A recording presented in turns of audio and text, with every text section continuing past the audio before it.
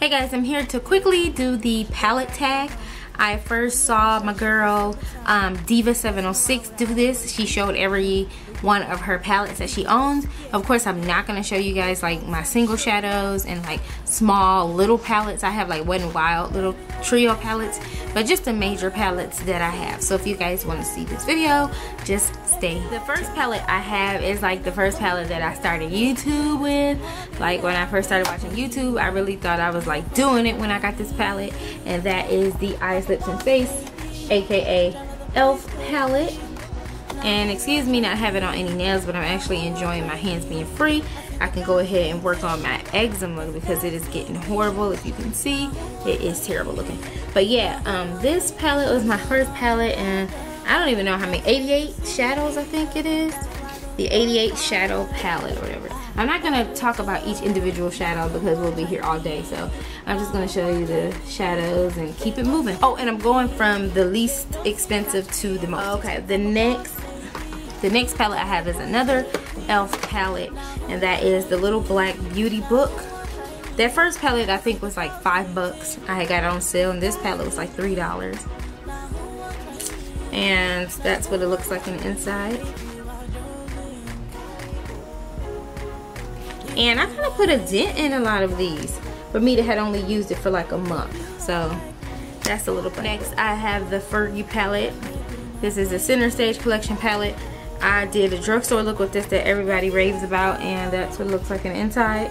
Very awesome palette, very highly pigmented, around $4 or $5. And the last of the lower end palettes that I have is the Ruby Kisses. This is a put together yourself palette, and the colors that I picked out were kind of weird. I don't even know why I picked out these weird colors, but I got this from the beauty supply store, and that's what it looks like. I picked those 4 shades, and I think I used this palette like once. Yeah. So now we're gonna move into like the mid-range. Okay, every single one of these palettes came from BH Cosmetics. So I have the Cosmic Chic palette, which looks like that. I have the BH Cosmetics Eyes on the 60s palette, and it looks like this. They don't sell this palette anymore. I went to look for one the other day to order for my mom because she liked it, but they didn't have it. So that's that one. Take Me to Brazil palette. You guys know it looks like that in the inside. Last BH Cosmetics palette I have is the Missy Lynn palette, and you guys know that looks like. And these range from $9 to $15. We're gonna move into the higher end but still cheaper. Okay, the next palette I have is a palette that I got when I worked at Sephora, and it is just this tiny little palette. I don't really know if it's a name to it, but it looks like this. It's all dirty now, but came out around Christmas time. And it's just basically a nude. I have another palette that I bought when I was working for Sephora. I only paid like $7 for these palettes, and that's this little bitty Stila palette. This is the Artful Eye Collector's Edition Volume 1. And the colors look like that. I also have a Lorac palette, which was my first Lorac palette that I absolutely hated. And it is one of their summer palettes, and I have the teal colored one. And the shadows suck and they do not show up, and that's what that looks like. So I don't even use this palette. I hate it. Next I have my Urban Decay Ammo palette, and this is my favorite palette by Urban Decay, period. I have my Too Faced Sugar Pop palette.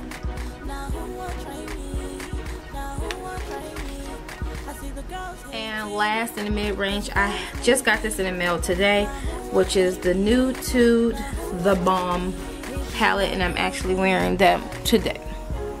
I did this look just using this palette, and it looks like this. Whenever I get a new palette, I always test it out. I'm late with this palette, guys, but I get things when I feel like it, and that one is like really hyped up. Sometimes I get stuff when it's hyped up, but mainly when I feel like getting it.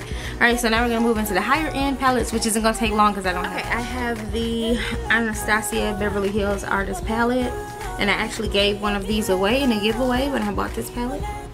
I have the Urban Decay Electric palette. I have the Naked 2 palette.